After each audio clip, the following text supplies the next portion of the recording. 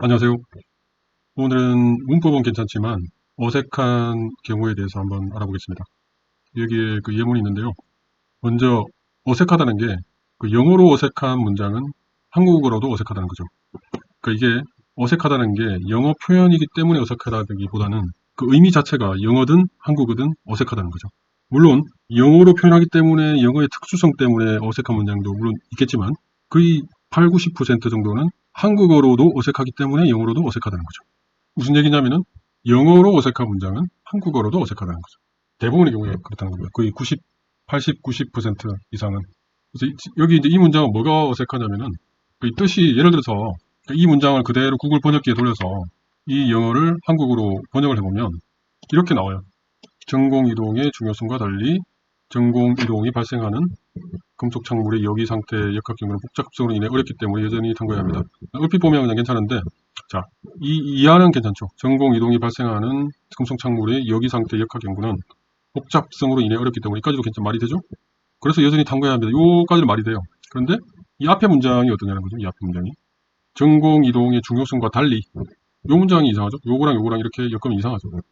지금 영어로도 마찬가지예요. 지금 contrary to the importance of whole migration. whole migration의 importance 이게 중요하다는 걸 알겠는데 이거와 contrary하게 이하를 말하는데 이 whole migration이 일어나는 이 메탈 컴플렉스의 어떤 excited state dynamics에 대한 연구가 챌린징하다. 그것도 맞아요. 그죠? 왜 챌린징하냐? 그들의 컴플렉스 때문에 복잡해서 챌린징하다. 이거까지도 다 괜찮아요. 요 부분은 괜찮다는 거죠. 요 부분에 이까지는 말이 된다는 거죠.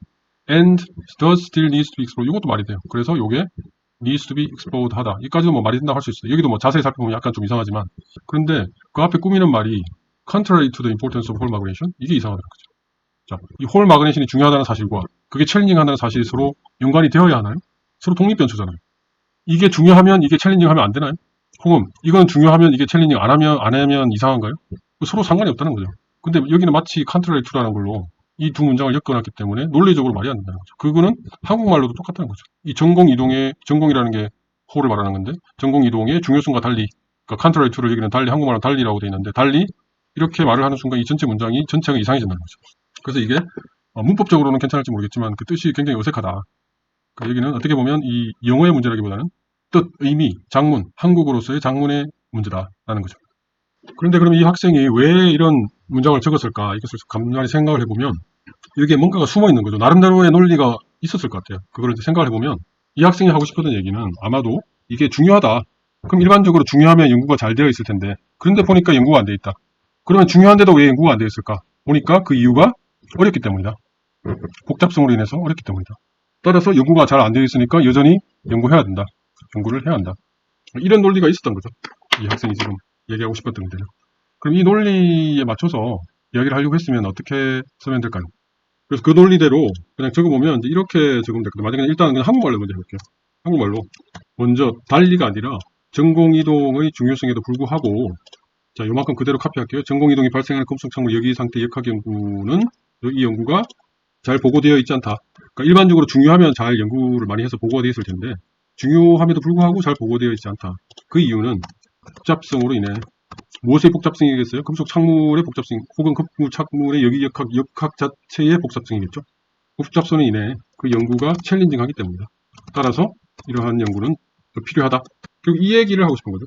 한국말로 하면 전공 이동 이라는 이 현상 자체가 이게 중요함에도 불구하고 이게 일어나는 금속 창물의 여기 상태의 연구는 잘 보고되지 않는데 그 이유는 금속 창물의 여기 상태 역학의 복잡성이 인해서 그 연구가 도전되기 때문이다. 따라서 이러한 연구는 더 필요하다. 이 얘기 하고 싶은 거죠. 그러면 이제 한국어 영어로도 그대로 적으면 되겠죠. 그러니까 contrary to가 아니라 despite. 그죠? 요만큼 그대로 가져오면 돼요. study.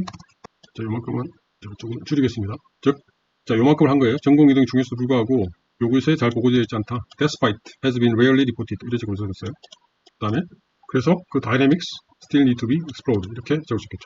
이 안에 있는 내용을 완벽하게 다 원투원으로 담아내지는 못했지만 대략 이런 식으로 적으면 된다는 거죠. 그러니까 여기 이렇게 적는 게 아니라 이런 식으로 적으면 된다는 거죠.